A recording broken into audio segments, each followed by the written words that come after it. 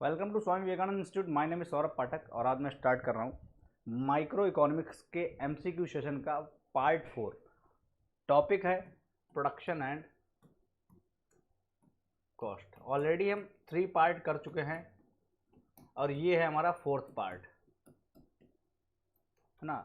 तो 41 तक क्वेश्चन हम कर चुके हैं। 41 क्वेश्चन से लगभग नियर टू हमने 150 प्लस टॉपिक्स जो है कि हमने कॉन्सेप्ट जो है कि सीखे हैं, है ना। और तो अच्छी बात यह है कि अगर आप प्रोडक्शन एंड कॉस्ट में 150 और उसको मिलाकर के आप 200 प्लस कॉन्सेप्ट अगर आप सीखोगे तो मुझे नहीं लगता कि प्रोडक्शन एंड कॉस्ट से रिलेटेड जो है कोई सा भी आपका क्वेश्चन छूटेगा किसी भी एग्जाम में। अगर प्रोडक्शन एंड कॉस्ट से क्वेश्चन आएगा तो आप वो कर पाओगे क्योंकि आपके सारे डाउट्स यहाँ पर कॉन्सेप्ट क्लियर होंगे। तो क्वेश्चन नंबर 42 देखिए क्या कह रहा है। क्वेश्चन नंबर 42 का कहना है कि the average total cost curve and the average variable cost curve. सबसे पहले अगर ये कहीं आप ये देखें एवरेज टोटल कॉस्ट कर्व या वेरिएबल कॉस्ट कर्व, है ना, तो कर्व है तो कर्व जो है कि कैसा होगा उसका पिक्चर आपके दिमाग में होना चाहिए, है ना। और कहूँ तो दिमाग में ना होकर के सीधा सीधा उसे आप ड्रॉ कर लीजिएगा, दिमाग में होगा तो आप उसे ड्रॉ भी कर पाओगे। Average total cost curve and average variable cost curve. देखिए एवरेज टोटल कॉस्ट कर्व इस तरह से होता है ना, इस तरह से होता है। ये अगर देखा जाए तो इस तरह से होता है आपका, है ना, हल्का सा ऊपर इस तरीके से होता है। और एवरेज वेरिएबल कॉस्ट कर्व आपका इस तरह से होता है। मार्जिनल कॉस्ट कर्व ऐसे होता है ना, ये चीज़ होती है। तो यहाँ पर अब ये ऑप्शन है move closer together as output increases. Output जैसे जैसे इंक्रीज हो रहा है तो ये दोनों, ये आपका कौन सा हो गया, टोटल कॉस्ट कर्व ये वाला हो गया है और एवरेज वेरिएबल कॉस्ट कर्व, है ना, वो ये वाला हो गया है। अब ये क्या करें कि move closer together, closer as output increases. Output जैसे कि ये क्यू है, ये इंक्रीज कर रहा है तो ये देखने में लग रहा है कि हाँ मूव आपस में जो है कि ये एक दूसरे से ऐसा लग रहा है कि ये आपस में मिलने वाले हों, है ना। टुगेदर के लिए आप जो है क्लोजर के लिए मूव कर रहे हैं एक दूसरे के। उसके बाद आगे का पार्ट क्या है, with total cost curve reaching its minimum level. इनका कहना है कि जब टोटल कॉस्ट कर्व अपने मिनिमम लेवल पर रीच कर जाता है उसके बाद जो है कि ये आपस में मूव कर रहा है। ये पहला स्टेटमेंट हो गया। चलिए नेक्स्ट पढ़ते हैं, move further apart output increases. ये तो गलत हो गया क्योंकि फर्दर अपार्ट है ना। फर्दर तो नहीं, ऐसा तो नहीं कि मान लो ये एक टाइम के बाद जो है कि ये दूर दूर जा रहे हो, ऐसा नहीं है। ये आप देख सकते हो कि इस तरह से पास में जा रहे हैं। सी वाला है move closer together as output increases with average variable cost reaching its minimum level. इन्होंने कहा कि एवरेज वेरिएबल कॉस्ट जो है वो पहले अपने मिनिमम लेवल पर रीच करती है, यानी उसके बाद जो है कि ये क्या करते हैं। अब average variable cost minimum level उसका कहाँ पर होगा, आपने हमेशा सुना होगा, मैं मेरे पिछले सेशन में मैंने बताया है कि एमसी जो है वो कट करती है average variable cost at its minimum point. मतलब मिनिमम पॉइंट यानी एबीसी सबसे कम यहाँ पर है इस वाले पॉइंट पर। और इसके बाद देखेंगे अगर आप इसमें खुद आप देखें तो ये जो है कि अभी तक तो देखो एबीसी ऐसा आ रहा था, डाउनवर्ड के लिए आ रहा था, और यहाँ पर अपना इसने मिनिमम करा और मिनिमम करने के बाद तुरंत जो है कि टीसी की तरफ बढ़ने लगा। एसी कर्व आप ये देखिए, ये वाला एसी कर्व है ना, एबीसी जो भी है एबीसी कर्व है ना। तो यहाँ पर ये वाला जो स्टेटमेंट है ये आपका ट्रू हो जाएगा क्योंकि यहाँ पर देखिए टीसी जो है कि वो मिनिमम पे आकर के देखिए आगे तक इसका मिनिमम हो सकता है ना। और नहीं भी है तो आप देखें कि ये जो है कि एबीसी की तरफ बेंड नहीं कर रहा है, लेकिन एबीसी अपने मिनिमम पर होकर के तुरंत जो है कि एसी की तरफ क्लोजर मूव होने लगा है। या कह सकते हैं कि टीसी, है ना, और एबीसी जो है आपस में जो है कि एक दूसरे से क्लोजर जो है कि मिलना चाह रहे हैं। तो ये हमारा ऑप्शन सी जो है कि वो सही हो जाएगा, है ना। नेक्स्ट आंसर जो हमारा यहाँ पर सी सही हो जाएगा। अब ये आपका एक फिगर है, इस फिगर को देखिए, इस फिगर पर बेस्ड जो है कि आगे क्वेश्चन है ना। ये हमारा हो गया एमसी, ये एटीसी दिमाग होता है ना, देखो एटीसी हो, ये एटीसी इस तरह से जाता है, एबीसी देखो इस तरह से जाता है। एबीसी ने अपने मिनिमम देखो ये अभी ये मिनिमम पे आया है ना, और मिनिमम पर आने के बाद जो है तो ये इस तरह से अपने मिनिमम पर आया, यहाँ पर आया मिनिमम, और उसके बाद सीधा ऊपर जाने लगा, ये ऊपर देखिए, है ना। तो एबीसी अपने मिनिमम पर होने के बाद आगे एटीसी की तरफ क्लोजर के लिए मूव करता है। देखिए यहाँ डिस्टेंस ज़्यादा है, यहाँ डिस्टेंस कम, उससे कम, उससे कम, उससे कम, उससे कम, उससे कम, है ना। आगे इस तरह से जाएंगे और कम हो जाएगा। तो ये चीज़ हो जाती है। अब देखिए ये वाला जो फिगर दे रखा है इस पर बेस्ड जो है कि अब देखिए ये क्वांटिटीज़ है और वो है कॉस्ट उधर वाली, है ना। ये डॉलर में जो है क्या आपकी कॉस्टिंग है। पहला क्वेश्चन क्या कह रहा है कि the total cost of producing 6 unit of output, 6 units of output, है ना। 6 यूनिट पर जो है कि टोटल कॉस्ट क्या होगी। अगर अगर मान लो 6 यूनिट प्रोड्यूस कर रहे हैं, यानी 6 यूनिट ये 6 यूनिट अगर हम प्रोड्यूस करेंगे तो इसकी जो है कि टोटल कॉस्ट क्या होगी। अब यहाँ पर दे क्या रखा है, एवरेज वेरिएबल कॉस्ट दे रखी है, एवरेज टोटल कॉस्ट दे रखी है, एमसीक्यू। अब देखिए टोटल कॉस्ट दे रखी तो हम इसको यूज में लेंगे क्योंकि हमको टोटल कॉस्ट निकालनी है, एवरेज दे रखा है। अब देखिए एवरेज टोटल कॉस्ट का फॉर्मूला क्या होता है, average total cost upon quantity, यही तो होता है भाई।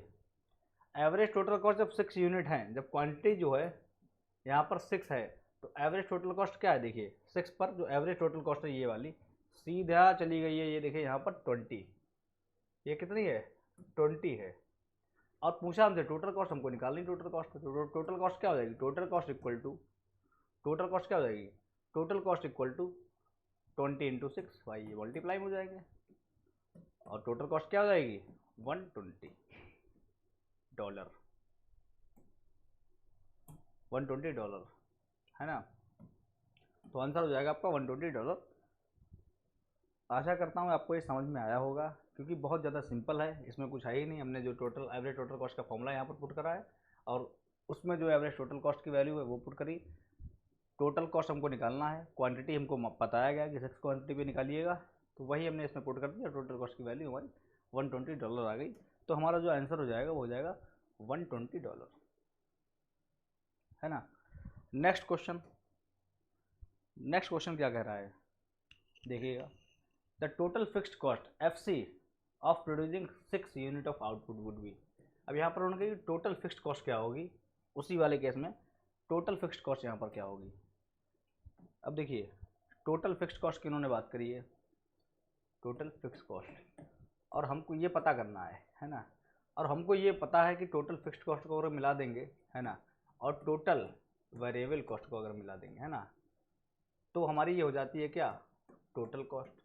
और टोटल कॉस्ट जो है कि सिक्स पर ही बात करी यहाँ पर। क्वेश्चन अगर आप देखेंगे तो यहाँ पर आप देखें कि 6 पर ही बात करी है कि 6 जो है कि हमारी क्वांटिटी अभी भी 6 ही है ना। और यहाँ पर टोटल फिक्स कॉस्ट की बात करी गई है, तो यानी जो है कि यहाँ पर टोटल और 6 क्वांटिटी पे टोटल कॉस्ट हमने निकाल ली थी $120 है। और टोटल फिक्स्ड कॉस्ट हमको निकालनी है यहाँ पर, लेकिन टोटल वेरिएबल कॉस्ट यहाँ पर क्या है, देखिए। अब टोटल जो है कि वेरिएबल कॉस्ट हमको पता हो तो हमारी टोटल फिक्स्ड कॉस्ट हम निकाल लेंगे, है ना। अब देखिएगा कि क्वांटिटी जब 6 है तो एवरेज वेरिएबल कॉस्ट है 15,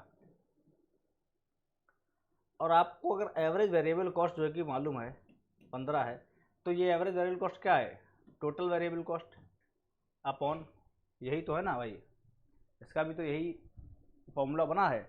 एवरेज वेरिएबल कॉस्ट है 15, क्वांटिटी है 6, और टीवीसी हमको निकालना है, और टीवीसी तो हमारा हो जाएगा 90, टोटल वेरिएबल कॉस्ट हमारी हो जाएगी 90। तो यहाँ पर अगर हम 90 पुट कर देंगे, और टीएफसी हमको अभी भी पता करना है, तो टीएफसी हो जाएगा, टोटल फिक्स्ड कॉस्ट हो जाएगा हमारा 120, इसको 90 को उधर भेज देंगे 90, तो हमारा जो टीएफसी है हो जाएगा $30, है ना। $30 हो जाएगा हमारा टीएफसी। तो हमारा जो आंसर है इस वाले केस में टोटल फिक्स्ड कॉस्ट हमारी हो जाएगी $30। Is it clear to everyone, is it clear to everyone. हमारी यहाँ पर टीएफसी हो जाएगी 30।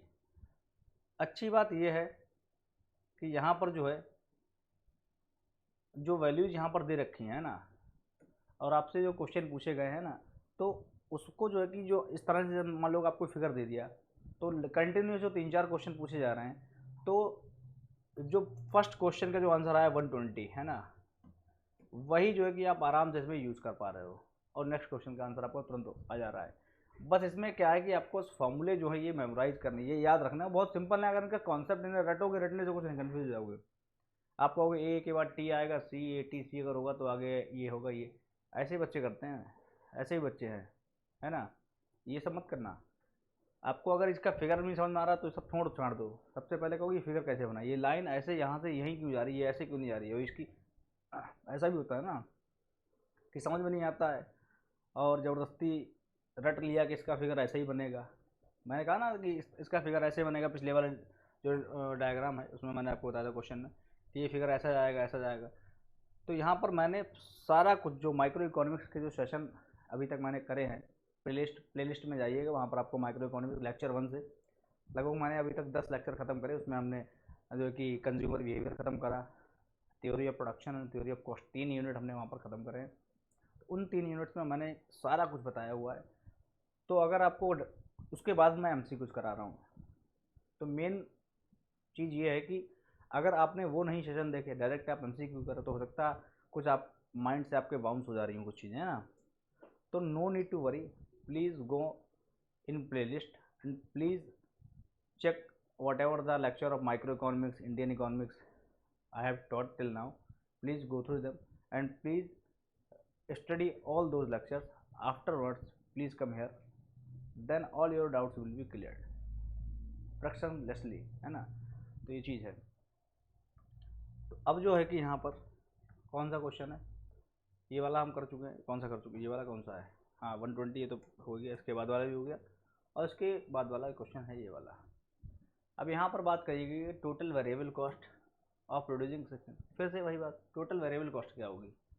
तो भाई टोटल वेरिएबल कॉस्ट तो हमने निकाल ली थी, 90 आई थी, 90 आई थी भाई। ये देखिए हमने निकाली थी टोटल वेरिएबल कॉस्ट, निकाली थी, ये देखो ये निकाली थी टोटल वेरिएबल कॉस्ट, ये टोटल वेरिएबल कॉस्ट निकाली थी। मैंने कहा कि एवरेज वेरिएबल कॉस्ट 6 यूनिट पे 15 है, 6 यूनिट पे एवरेज वेरिएबल कॉस्ट ये वाली यहाँ तक, है ना। और इसको अगर आप बिल्कुल सामने ले आओगे, इसको जोड़ दोगे तो ये 15 आ रही है ना। तो वही मैंने यहाँ पर पुट करा था। तो ये एवरेज वेरिएबल कॉस्ट 6 यूनिट पर 90 आंसर आ गया था। तो हम वही जो है कि इसमें पुट कर देंगे, ये हमारा हो जाएगा यहाँ पर आंसर 90। ये हमारा हो जाएगा आंसर 90। बहुत सिंपल है, बस ये है कि आपको जो फॉर्मूलाज हैं ना उनको बस याद रखना है। और वो फॉर्मूलाज के नाम पर जो है कि मजाक है, क्योंकि वो फॉर्मूला है ही नहीं, वो सिंपल सा एवरेज वाली बात है। एवरेज हर व्यक्ति निकाल लेगा। जिस व्यक्ति ने एवरेज नहीं भी जाना वो भी बता देगा कि भैया अगर आप 4 घंटे में 300 किलोमीटर चले हो, है ना, तो आपका एवरेज जो है वो हो जाएगा इतना, है ना। कितना हो जाएगा कि 75 किलोमीटर पर घंटे के हिसाब से आप चल के आए हो।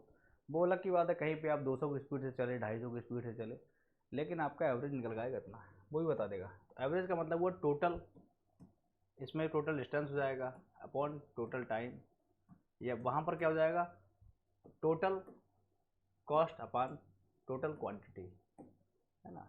अगर आपको कॉस्ट में एवरेज कॉस्ट निकालनी है तो उसमें कुछ है ही नहीं ऐसा।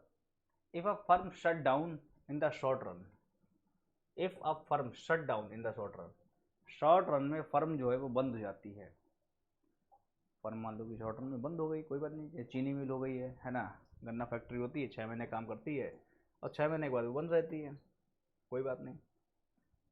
तो ये बंद है, ऐसा नहीं कि हटा दी गई, जो है कि बेच दी गई, बंद कर दी तो हटा दी, बंद ही कर दी, वो तो काम चल रहा, ठप कर दिया, काम बंद कर दिया, वो उसे शट डाउन नहीं कहते हैं। वो तो मान लो कि फिर एक तरीके से पूरा बिजनेस ही मान लो कि वहाँ पर उन्होंने ख़त्म कर दिया, शट डाउन है ना। शॉर्ट रन में the if firm shut down in short run and produces no output, मतलब जो है कि यहाँ पर चीनी अब नहीं बन रही है, it's total cost will be.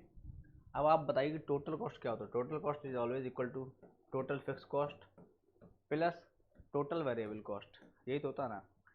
अब भाई वेरिएबल कॉस्ट क्या होती है, फिक्स कॉस्ट क्या होती है। फिक्स्ड कॉस्ट वो होती है आपकी फर्म बंद हो चालू हो उसको लगना ही लगना है, फिक्स कॉस्ट ये होती है इस तरीके से। ये आपकी फिक्स कॉस्ट होती है, टोटल फिक्स कॉस्ट होती है, जो कि आपका जो कि क्वांटिटी प्रोड्यूस हो या जीरो हो या इतनी हो, उससे कोई मतलब नहीं। वो ना ऊपर जाएगी ना नीचे जाएगी, जितनी लग रही, मान लो कि चार यहाँ पर लाख है तो आपके 4 लाख ही लगेगी, है ना, इसमें घटेगी बढ़ेगी कुछ नहीं। तो एक तो ये फर्म बंद होगी, शट डाउन होगी, तब भी ये लगेगी। टोटल वेरिएबल कॉस्ट जब माल बनेगा तब लगती है, जैसे कि रॉ मटेरियल हो गया है, लेबर का चार्ज हो गया है, तो टोटल वेरिएबल कॉस्ट। तो यहाँ पर भाई टोटल वेरिएबल कॉस्ट जो है कि जब प्लांट बंद है तो ये तो लगेगी नहीं, तो ये तो हो जाएगी जीरो। तो आपकी टोटल कॉस्ट किसके बराबर हो जाएगी? टोटल फिक्स्ड कॉस्ट के बराबर। तो आपकी टोटल कॉस्ट जो है वो टोटल फिक्स्ड कॉस्ट के बराबर हो जाएगी। तो यहाँ पर कुछ है ही नहीं ऐसा, है ना, यहाँ पर कुछ ऐसा है ही नहीं। तो यहाँ पर जो है कि ये आंसर आपका हो जाएगा equal to total fix cost, equal to total fix cost, है ना, ये चीज़ है। उसके बाद जो है नेक्स्ट क्वेश्चन पे अगर हम जाएँ, नेक्स्ट क्वेश्चन हमारा ये इसका आंसर सी है और पूरा आप पढ़ लीजिएगा। 47वां क्वेश्चन है ना, the shape of long run average cost curve reflect. अब अभी तक तो बात चल रही शॉर्ट रन की, अब एक साथ लॉन्ग रन आ गया, इसको जो है कि देख लीजिएगा। The shape of long run average cost curve reflect, क्या रिफ्लेक्ट करता है बताइए भाई? जल ही जीवन है, मैं थोड़ा जल ले लेता हूँ, आप बताइएगा और ड्रॉ करिएगा कि जो है LAC long run average cost, या कहीं की बुक्स में LRAC दे रखा है, बात एक ही है। इसका जो है कि कर्व कैसे ड्रॉ होगा बताइए, कर्व कैसे ड्रॉ होगा बताइए भाई?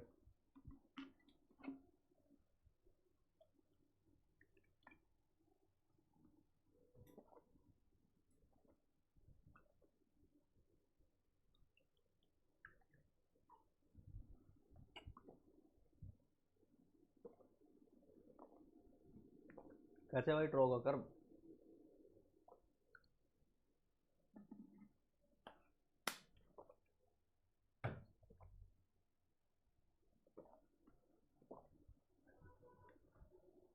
इसका कर्व देखो, शॉर्ट रन का कर्व कैसे ड्रॉ होता है, ऐसे, है ना, इस तरह से।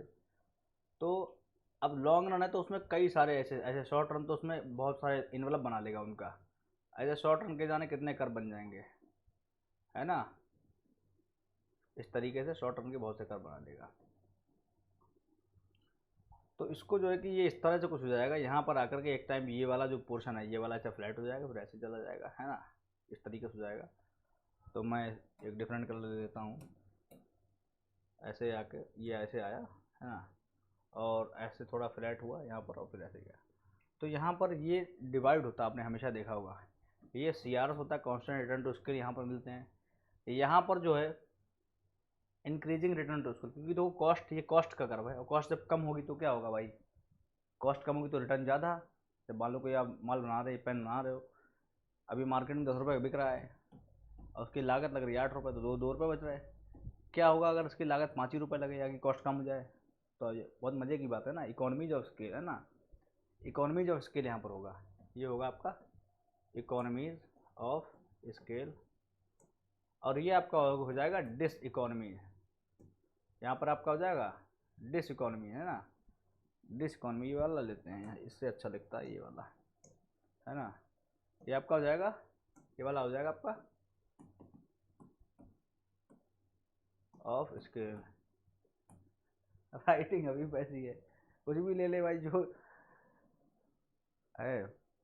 जैसे मेरा चेहरा काला है, मेरे पिताजी हमेशा कहते थे, मैं मान लो कभी रगड़ के बढ़िया साबुन से मुंह धुल रहा हूँ, तो उनका कहते थे, नहीं कहते हैं, आज भी कह देते हैं कि बेटा रहोगे ऐसे ही, हैं। तो उसमें जो है राइटिंग ऐसी है, तो मुझे लग रहा है ये रहेगी ऐसी, है ना, तो उसमें कुछ करा नहीं जा सकता है। लेकिन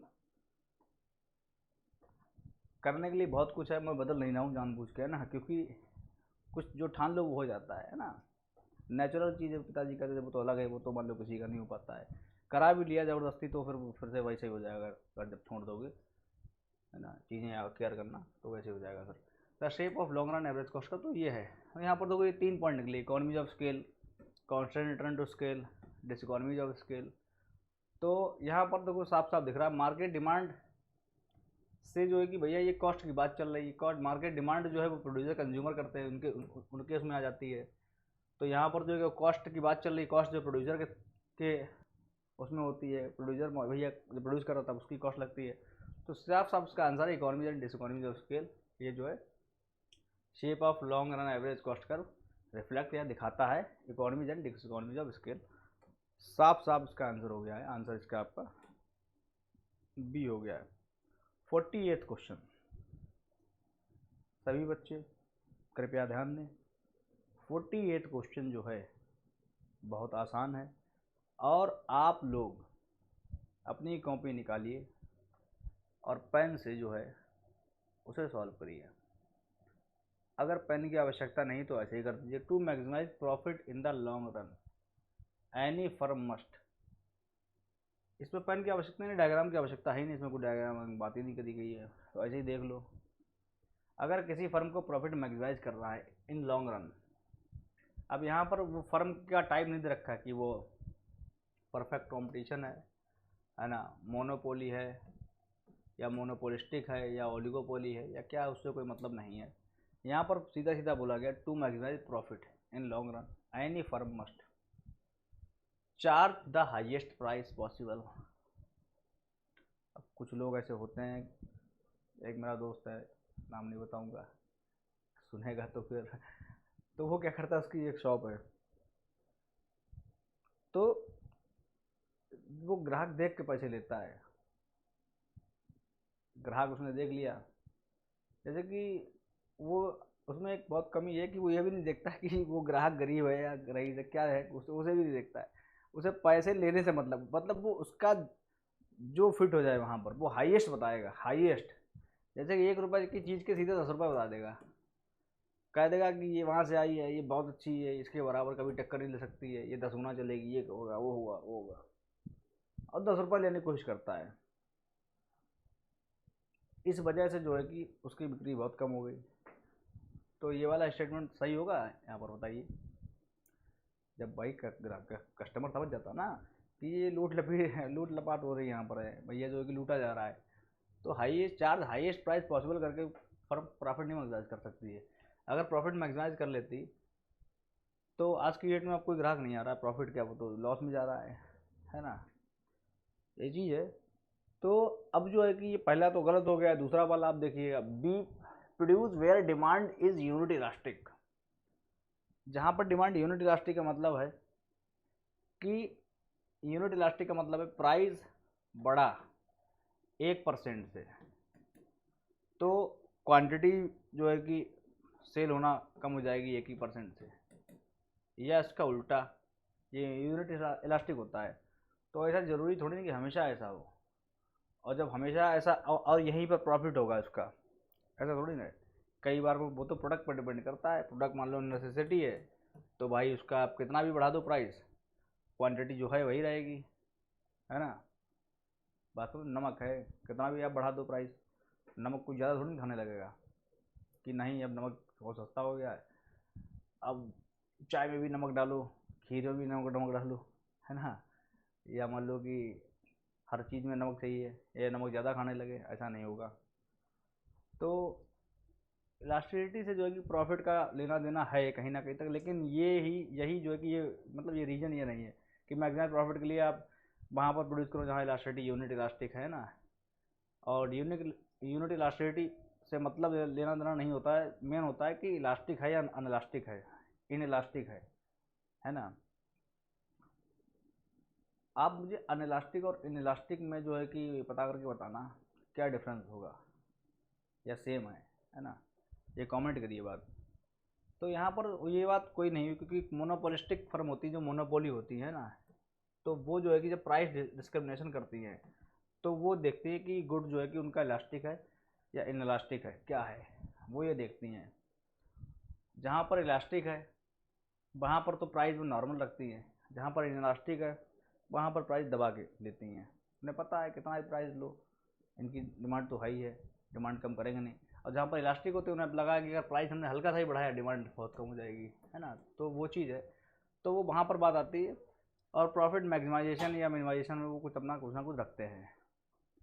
cell the most possible output. अब देखिए अगर सेल करेंगे आप मोस्ट पॉसिबल आउटपुट, उससे आपका प्रॉफिट मैक्सिमाइज हो जाएगा। तो यहाँ पर आप ये बताइएगा, जैसे आप जैसे मान लो कोई एक डिमांड है, डिमांड कौन करता है? कंज्यूमर। कंज्यूमर डिमांड करता है, तो जितनी डिमांड है उतनी तो आप सेल कर पाओगे।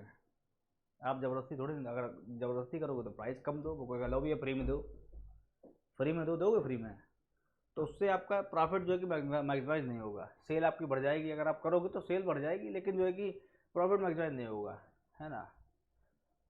चौथा पॉइंट है minimize the cost of production at any given amount of output. तो ये बात बहुत अच्छी लगी। आप किसी से भी कहोगे कि भैया धंधा करना है, बहुत दबा के पैसा लेंगे, बहुत पैसा कमाएंगे, वो कहेगा पागल अगल हो गए हो क्या, ग्राहक नहीं आएगा तुम्हारे पास, तब समझ लेंगे लूट रहे हो तुम। फिर वो कहेंगे नहीं तो एक काम करें, बहुत दबा के सेल कर देंगे ताकि प्रॉफिट। वो कहेंगे भैया जितना ग्राहक की ज़रूरत है उतना ही तो लेगा। ये नॉर्मल लाइफ में तो ऐसी बातें होती हैं। और हम, और ये क्वेश्चन है यहाँ पर, और ये क्वेश्चन जो है कि आपसे पूछ लिया जाएगा, बच्चा यहाँ पर फंस जाता है। और कोई पूछ देगा कि जो है, अब फिर वही व्यक्ति ये बात कहते कि हम उसकी लागत हम ऐसी मशीनरी टेक्नोलॉजी लाएंगे उसकी लागत बहुत कम आएगी, तब मेरा प्रॉफिट ज़्यादा होगा। तो ये बात मुझे सही लग रही है, तो यही बात जो यहाँ पर सही है, और आंसर आपका है D. Any doubt please comment. D answer आपका देखो क्या है। एक तो उधर लाइट है आती है तो वो रिपोर्ट नहीं दिखता है मुझे, वो कोई इशू नहीं। आप 49 क्वेश्चन आप देखिएगा। As output increases, as output increases, अब मैं बहुत अच्छा सुंदर लिखा करूँगा, ट्राई करा करूँगा। Diseconomies of scale, diseconomies of scale, समझ रहे हो आप बात को? डिस इकोनॉमी समझ रहे हो आप बात को, कि जैसे कॉस्टिंग बढ़ रही है, डिस इकोनॉमी हो रही है ना। तो जैसे जैसे प्राइस बढ़ता है, आउटपुट बढ़ता है, diseconomies of scale lead to rising long run average cost. पहला तो मतलब ऑप्शन ये है, आउटपुट इंक्रीज होता है, आपने देखा ऐसे करके, ये था, तो आउटपुट इंक्रीज कर रहा है, तो यहाँ पर ये जो है कि एक तरीके से डिसइकोनॉमीज ऑफ स्केल हो रहा है। उसके बाद तो पहला ये है lead to rising long run average cost, दूसरा है lead to declining long run average cost, तीसरा है lead to rising short run average total cost. अब देखिए शॉर्ट रन पे ध्यान दीजिए, देखो यहाँ पर आप, यहाँ पर डिसइकोनॉमीज ऑफ स्केल की बात कही गई है, और यहाँ पर फिर जो है कि शॉर्ट रन की भी बात कही गई है। और डिसइकोनॉमीज ऑफ स्केल आपने कहाँ होते हुए देखा, ये भी आप दिमाग लगाइएगा। तो यहाँ पर आप अगर कुछ ऑप्शंस एलिमिनेट भी करना सीखेंगे, एलिमिनेट जानते हैं आप, एलिमिनेशन का भी अगर आप इस्तेमाल करोगे, तब भी क्या होता है कि हमने जो 3 अगर हमने आंसर एलिमिनेट कर दिए, तो एक हमारा रिमेनिंग आंसर हो ही गया, वही हमारा करेक्ट आंसर हो जाएगा। एलिमिनेशन का भी आप यूज़ करा कीजिए। चौथा क्या है, lead to declining short run total cost. Long run पे ध्यान दीजिए, लॉन्ग रन तो ऐसे हो जाएगा, ये सॉरी ये शॉर्ट रन तो ऐसे कट हो जाएगा, क्योंकि यहाँ पर डिसइकोनॉमीज ऑफ स्केल की बात करी गई है। और स्केल का वर्ड आप समझिए, स्केल का भी मतलब समझिएगा, कीवर्ड पकड़ा करिएगा, कीवर्ड से ही सारा आजकल काम होता है। स्केल का मतलब होता है स्केल करना, बड़ा करना, है ना। जैसे आपने रिटर्न टू अ स्केल, पहले आपने क्या किया, return to a variable factor, उसके बाद आपने पढ़ा रिटर्न टू अ स्केल, तो ये आपने इसमें पढ़ा कि ये है लॉन्ग रन, और ये आप, और वो आपने पढ़ा return to a variable factor, वो आपका होता है शॉर्ट रन। तो रिटर्न टू अ स्केल की बात है, स्केल हमेशा लॉन्ग रन में होता है, तो लॉन्ग रन होगा तो शॉर्ट रन तो काट दो। चौथा ऑप्शन है lead to declining short run total cost, फिर से यहाँ पर शॉर्ट रन हो गया है, हटाओ इसे, बचे 2। ऊपर वाले में से कौन सा आपका आंसर सही होगा बताइए? ऊपर वाले आंसर में से एक आंसर आपका सही है, वो आप बताइएगा कौन सा सही होगा। एक आंसर आपका जो है कि वो क्या है, सही है, तो वो कौन सा आपका सही होगा बताइए? बहुत ही माइन्यूट सा डिफरेंस है, जिससे कि आप समझ जाओगे, आप पहचान जाओगे कि हाँ ये प्रॉब्लम आ रही है। बहुत ही माइन्यूट सा डिफरेंस है। आप यहाँ पर देखोगे lead to rising long run average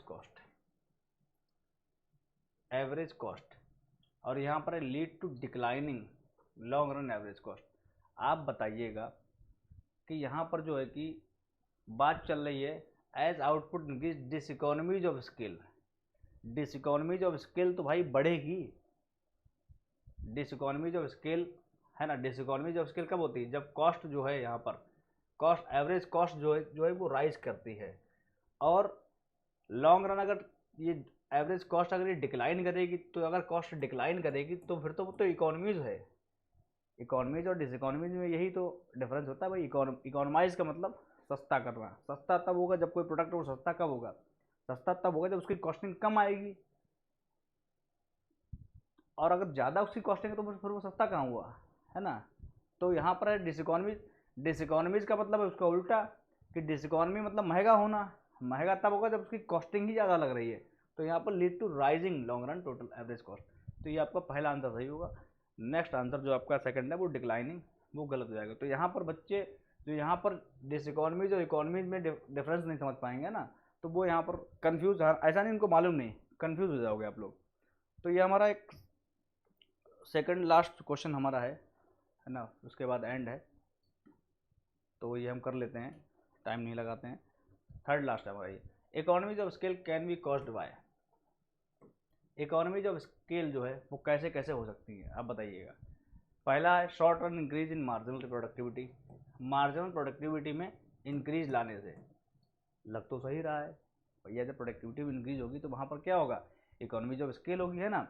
और वो भी मार्जिनल, यानी जो हम एक एक्स्ट्रा लेबर लगा रहे हैं वो पिछली वाली लेबर से ज़्यादा प्रोडक्टिविटी दे रहा है, और लेबर की जो वजह वो तो है कांस्टेंट, है ना। तो इसका मतलब हुआ कि ये तो बात बिल्कुल सही है। दूसरा क्या है, the use of larger more specialised machine. ये भी बहुत अच्छी बात लगी, क्योंकि आप मोर स्पेशलाइज्ड अगर मशीन्स अगर आप लेके आओगे, if you will be using more technical advance machines, okay, then it will automatically be increasing productivity and minimize the cost, okay. So it will obviously be a part of economies of scale, so hence answer or option C is also correct. If I go to the option D, higher information cost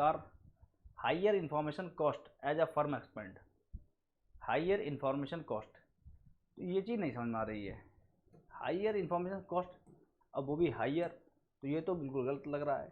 तो यानी जो है कि ये और ये हमने दो सही पाए, बाकी ये जो है कि तीसरा डी गलत हो गया और ये भी गलत हो जाएगा। अब दो कैसे हो जाएंगे आंसर, तो यहीं पर तो मैं आपको लाना चाह रहा था, क्योंकि देखने में ऐसा लग रहा है कि जो है कि ये short run increases marginal productivity, ये जो है आपको लगेगा कि हाँ ये इकोनॉमाइज कर देगा।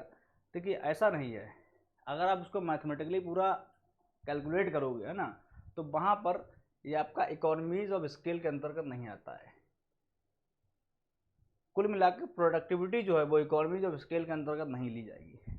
सिर्फ और सिर्फ जो है कि use of larger more specialised machine को लेकर के क्या कर सकते हो आप, कॉस्ट मिनिमाइज कर सकते हो, है ना, कॉस्ट मिनिमाइज कर सकते हो। तो यहाँ पर आपका आंसर जो है वो सी करेक्ट हो जाएगा। तो यही कुछ माइन्यूट यहाँ पर क्या होते हैं कि डिफरेंसेस होते हैं ऑप्शंस के अंदर, जहाँ पर आपको दोनों सही लगेंगे, लेकिन वहाँ पर कुछ 0.00 समथिंग करके कुछ ऐसा डिफरेंस होगा जो कि आपको लगेगा दोनों सही हैं, लेकिन जब आप बारीकी से अंदर जाओगे तो आप वहाँ पर पहचान पाओगे। यहाँ पर आपका आंसर जो है वो होगा option number C. Next question, ये आपका आंसर है, the minimum efficient scale for a firm is the. अब देखिए यहाँ पर जो है क्वेश्चन कह रहा है minimum efficient scale for a firm is the, पहला है lowest rate of output at which long run average cost is at a minimum, ये है। दूसरा वाला आपका क्वेश्चन क्या कह रहा है,